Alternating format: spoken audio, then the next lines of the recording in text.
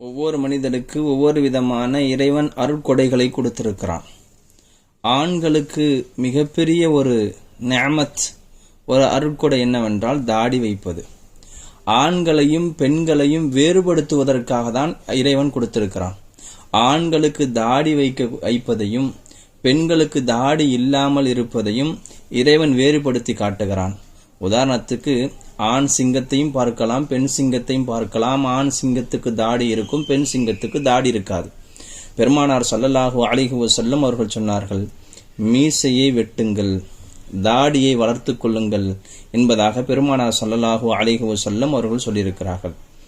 இதில் என்னவென்றால், தாடி வைப்பது நம்முடைய மார்க்கத்தில் ஷரியத்தில் வாஜிபாகவும் இருக்கிறது. மேலும் இஸ்லாத்துடைய அடையாள சின்னங்களில் ஒன்றாகவும் இருக்கிறது.